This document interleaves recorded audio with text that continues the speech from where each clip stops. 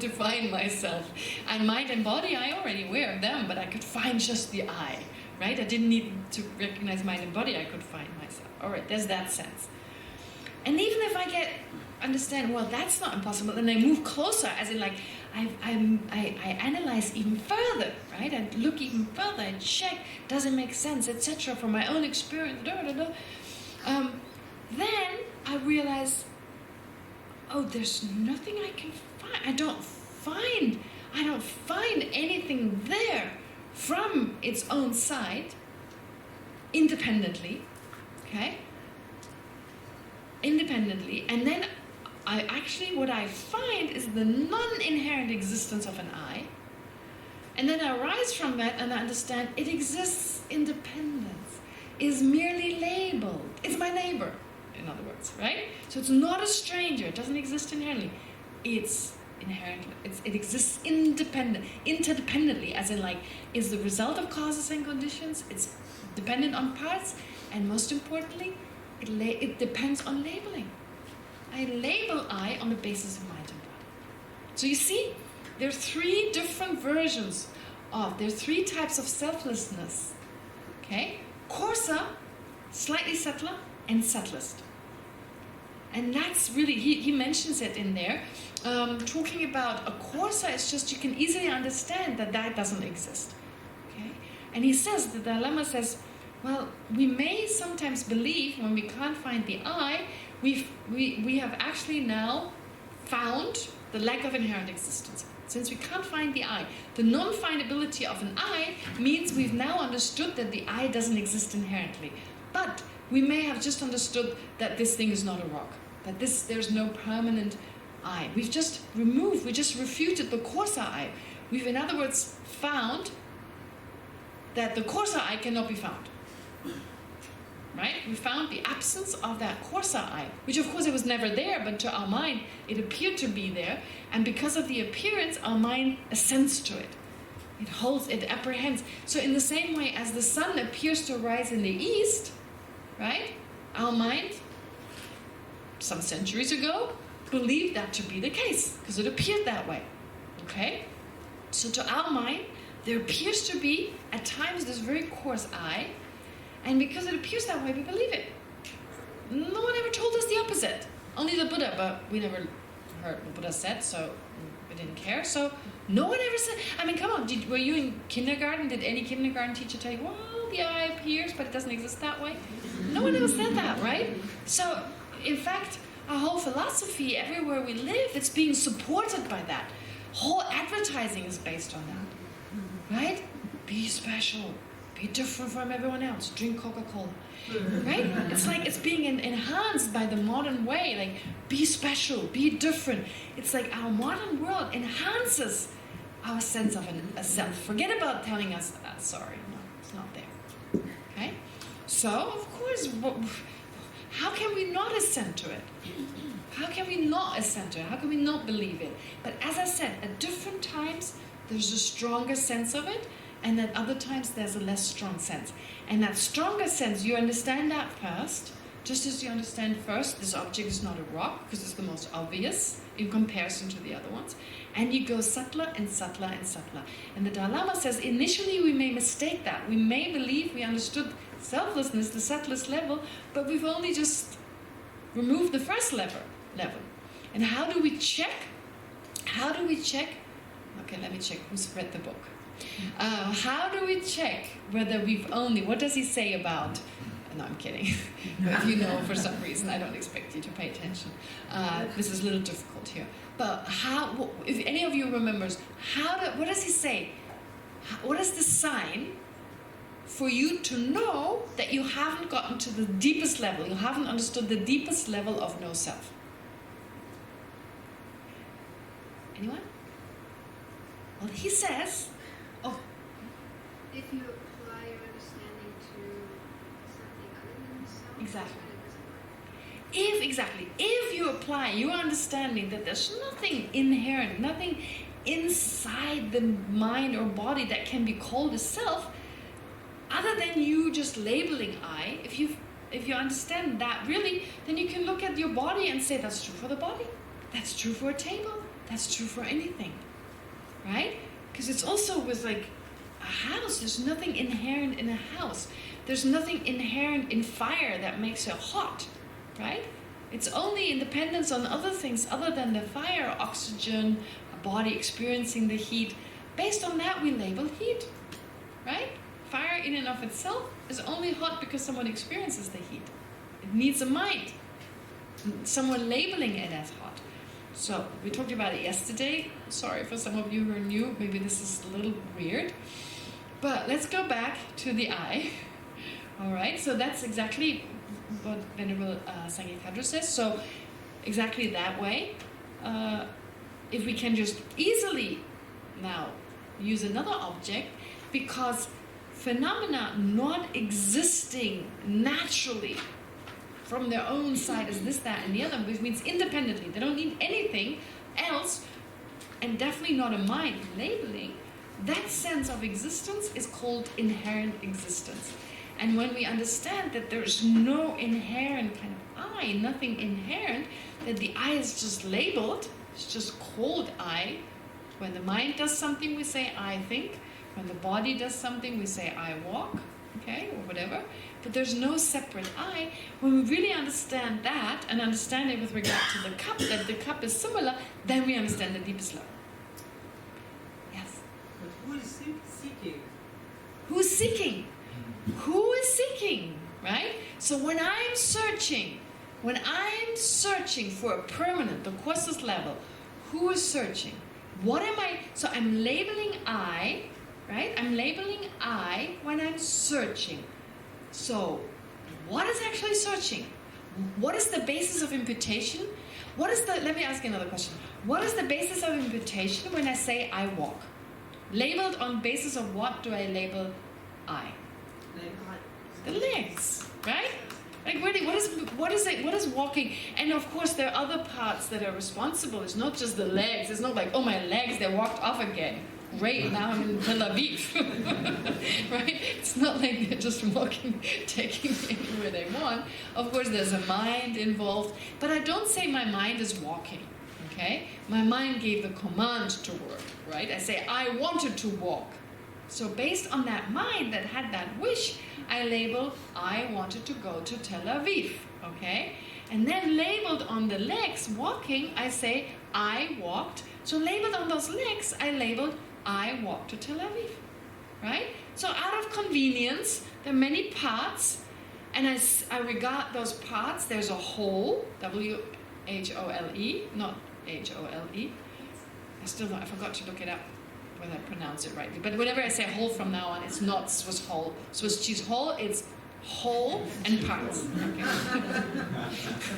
So, like a whole, if I talk about many parts, well, and I see many parts, and then I see like how these parts are connected, and I label whole. Okay? And that whole I just happen to call the I. Okay? And that's usually this body and this mind. But since it's merely labeled, as a mother, I could use my child, and kind of it becomes part of me. Okay? So it's almost like I would have an extension now. This is an extension of me. Grammatically, you wouldn't say I, you would say we, but it feels like I. This is a part of me.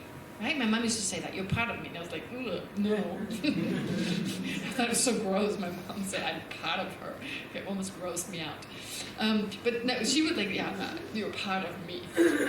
And so for her, now I get it.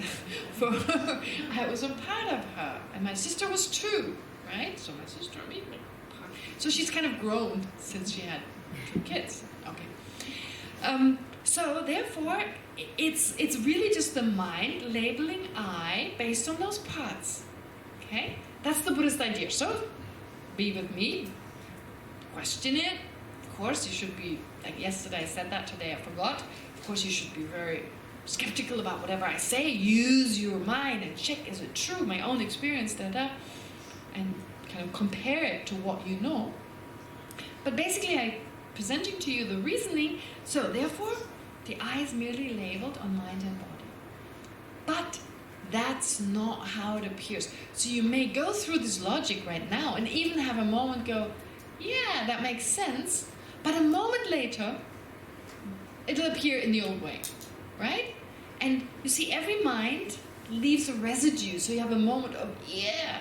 But if you don't repeat it over and over, you go back and it's just a memory that, oh, I thought that made sense, but I don't know why it made sense. And you just go back to the old way. Because it still appears, and each moment we reinforce it. So people sometimes complain, they say, that emptiness, selflessness business, yeah, I know, I listen to it again and again, and every time I talk about it, it makes sense, but it doesn't affect me. Why? Because they listen to it once a month, and they maybe read an hour once a week about it. So there is actually a thought, oh wow, and that's it, they leave it.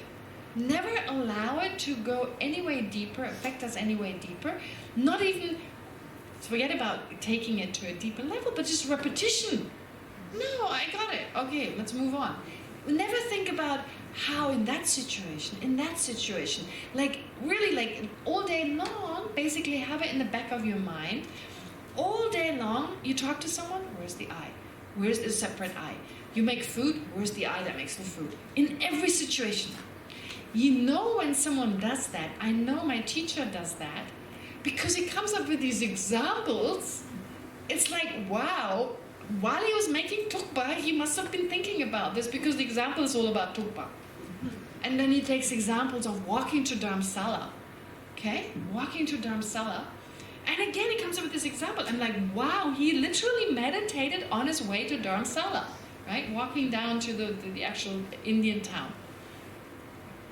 Like, that's why when teachers come up with these examples, like Zonsei Kensho Rinpoche, he's a genius in that way. I mean, he must be just thinking of the Dharma all the time, so he comes up with the weirdest ideas, but they work. Because he sees selflessness in everything. That's when it really makes an effect. When you really bring it into your life. So if you just think every now and then, it makes sense with your relaxed intellectual mind. No, when the mind is emotional.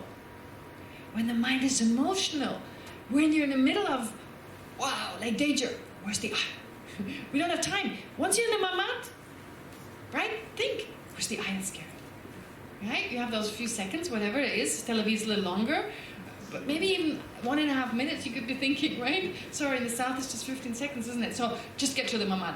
But when you're inside it, what is the I that's scared? Right? I make it sound so funny. I mean, I can laugh about it. I've not been in that situation. But since we're in a situation anyway, I might as well use it in that moment, right? Look for the I. And that's, first you take the mind that's relaxed, right? Happy, use that mind. And then you do it again when you're, happy and relaxed, but you're not in a meditation session or something. Then you take it when it's a little stressful. And the best is when you're like totally freaking out. But that's the time that we usually can't do it. But it's through training. You can do it, right? And then, I was thinking this morning, I was just going through this, and I was in my mind thinking, if a soldier who experiences terrible trauma, if at least they could think, it appears one way, it appears very solidly, but it doesn't exist that way, they may bounce back easier. Because the thing is, like, I know it's easily said. It's easily said, right? But I have seen a lot of Tibetans who went through a lot of trauma. 27 years in a prison. 20 years of those, you never had a shower. Yes, Chinese prison, people don't know about it. Read the book Ama Ade. Oh my God, I've never read anything so horrific. She was in prison for 27 years in a Chinese prison with no beds, with no food, because China went through a famine and they weren't going to feed their political prisoners. For 27 years she was in a Chinese prison. She slept on the floor, and she said at night they'd fall asleep with like 10 people in a 3x3 meter big, whatever, small, and in the morning half of them were dead. Within 2 months, 27,000 Tibetans died in prison because they starved to death, they froze to death. And she survived, and she, for 20 years, I think it was about 20 years, she didn't have a shower. She's a woman, young woman, didn't have a shower, the same clothes for 20 years. Just that is enough. And the torture and what she went through was unbelievable. And there are others. Great practitioners. The Dalai Lama always mentions one. He went through torture, electrical shocks, years and years and years. And the Dalai Lama, there's this audience he had with the Dalai Lama, and the Dalai Lama said, "So how did you keep practicing?" He said, "This was the best opportunity to practice. There was only one time danger." So the Dalai Lama asked, "Danger? What danger to your life?" "No, danger. I lost my compassion for the guards." And he came out smiling. Post-traumatic? They don't even know what that means. I mean, there are, of course, some people who suffer from post. Of course, they don't know how to call it. Now they're receiving treatment. But many of the great practitioners, they came out and they said, "I grew. I learned so much." This is where you take these ideas to a different level. That's when it affects you, right? So it's just a matter of doing it, okay? So you think about it once. So where's that self? Where's that self that's harmed? Where's the I? Look for the I. And the Dalai Lama says later on, it appears one way and it exists in a different way. If you can just remind yourself of that, it appears one way. There's so many optical illusions, right? The sunrise is one thing, the sunset is another thing. It appears so concrete and so solid and so permanent. Let's check it. Let's see. Okay? So with the I, the Lama talks about, yes. I'm sorry, can Yes? you finish the phrase? Yes. Can you say that when you get to that state, Yes. the recognition of emptiness of all phenomena, Yes.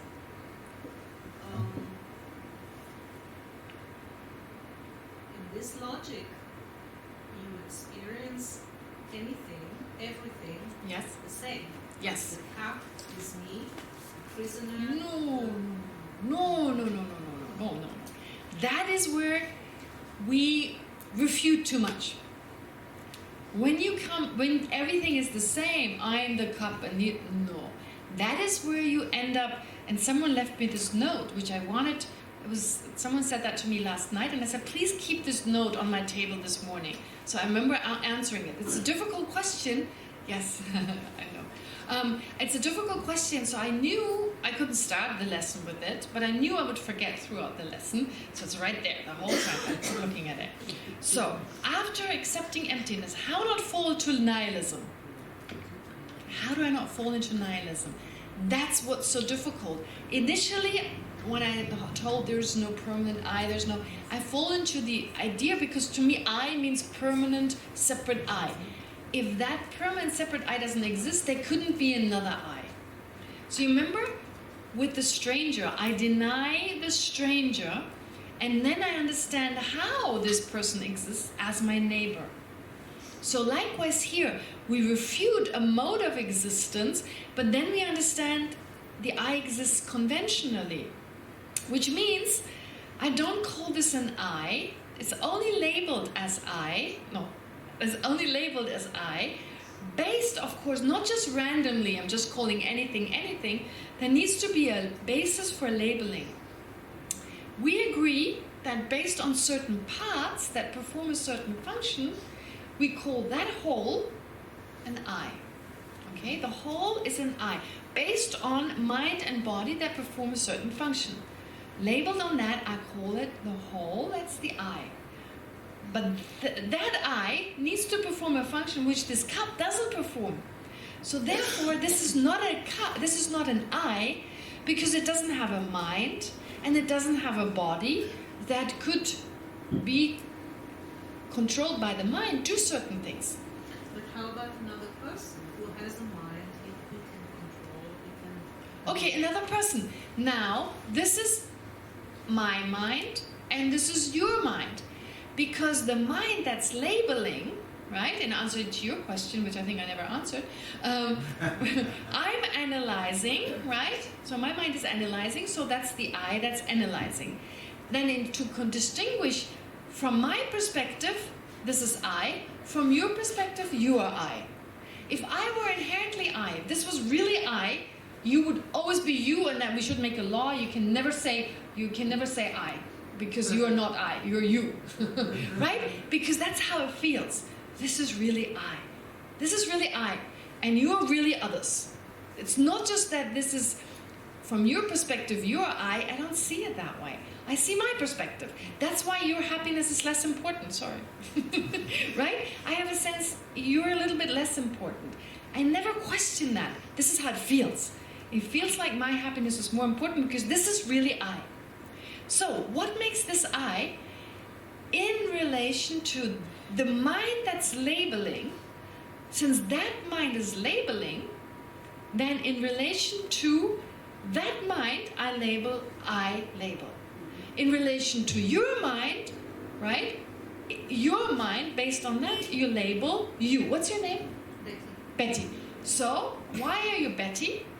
Because based on your mind, which is not the same as my mind, we label Betty.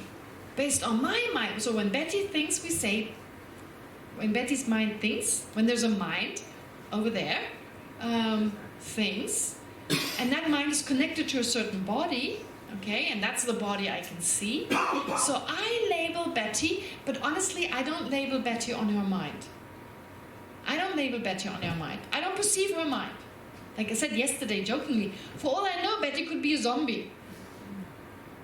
Sorry, of course you're not. I don't think so. But the thing is, I don't see your mind. I'm not aware of your mind.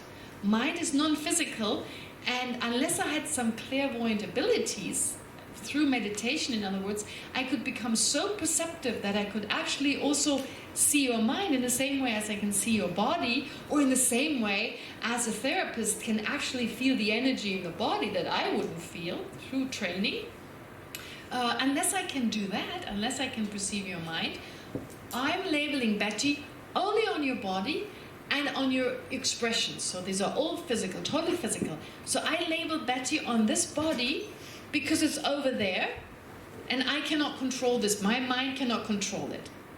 But I label my body based on a body that my mind can control. So my mind labels I on the basis of a certain mind and a certain connected body. There's no separate I. But I wouldn't do that with you because I cannot control your mind and body. When I say I want hot chocolate, you're not running. Unless I tell you, maybe. Even then, I'm not sure. But you see, that's the difference. It's in terms of the function. I'm labeling I based on a certain basis that performs a function. In this case with me, it's an I that I'm aware of the mind. Sorry, it's a mind that I'm aware of. I'm aware of that mind. I'm aware of its objects. I'm even aware on thinking, this is I. Okay? So I can even become aware of, labeling is just the thought, I. It's thinking, this is I. That's labeling. And in each moment, I'm labeling. I keep adding. So I'm thinking, I'm not just thinking I. I'm thinking, I'm a nun. I'm a woman. I'm German. And I'm reinforcing this because I'm constantly thinking, I'm this, I'm that. So what is the I? It's a collage of thoughts. I'm this. What? I'm this, that, and the other. I'm clever, I'm stupid. I'm good at making salad. I'm hopeless at making hummus. I can chop salad. I'm quite good at it. I like chopping. Salad sauce is challenging, but just chopping, I can do that. Hummus, impossible. So therefore, I'm good at that and bad. So I label all the time based on body and mind.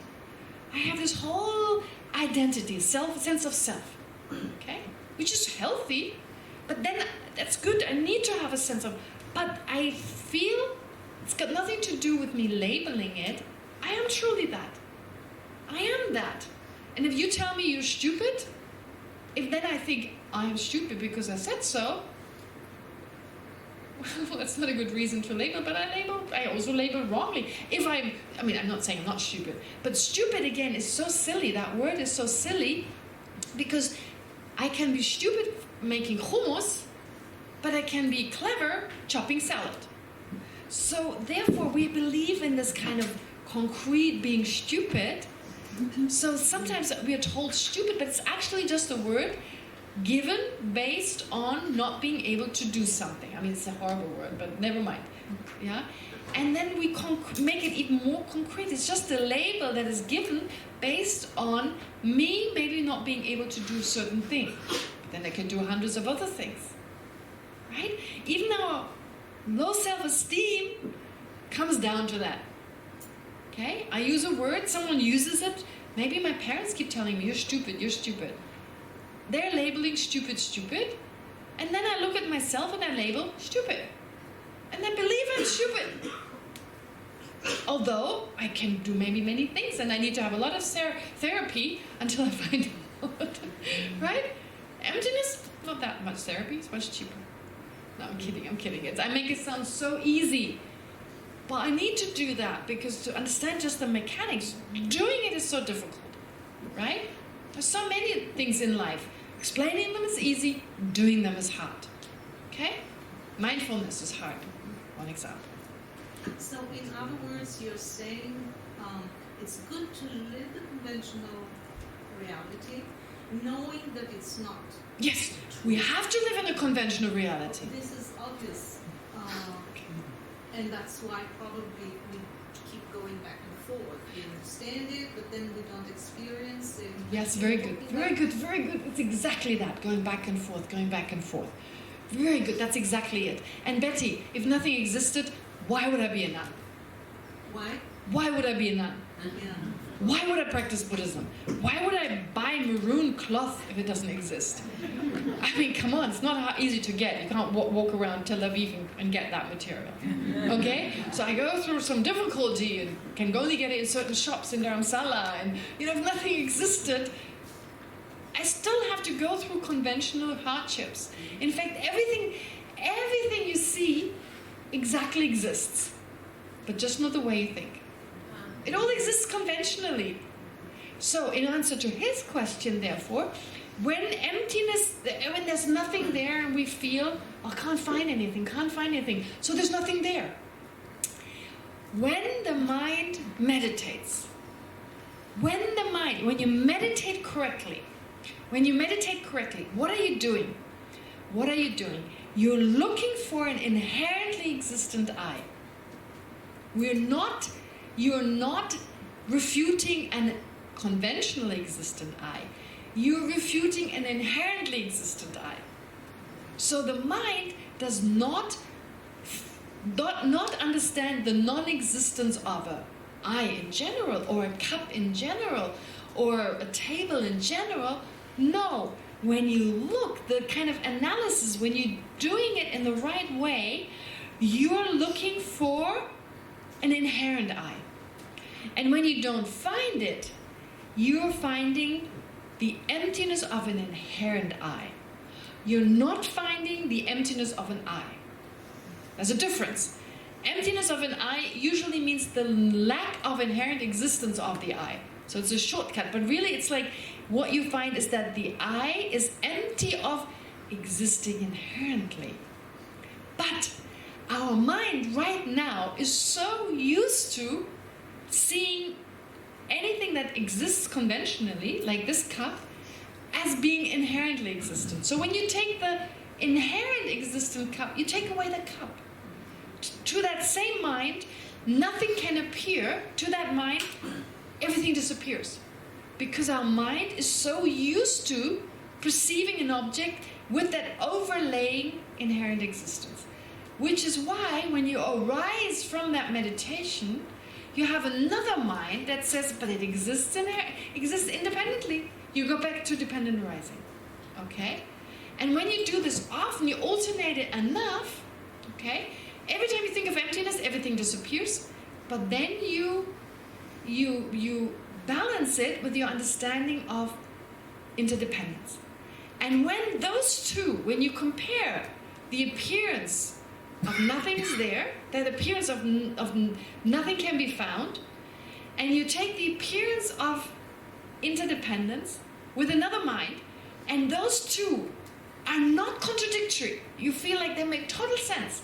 You see that this non-findability is one aspect, and the other, the interdependence is another aspect of this object, and they totally fit. They're the same. Not the same, but just looking at the same thing from a different angle.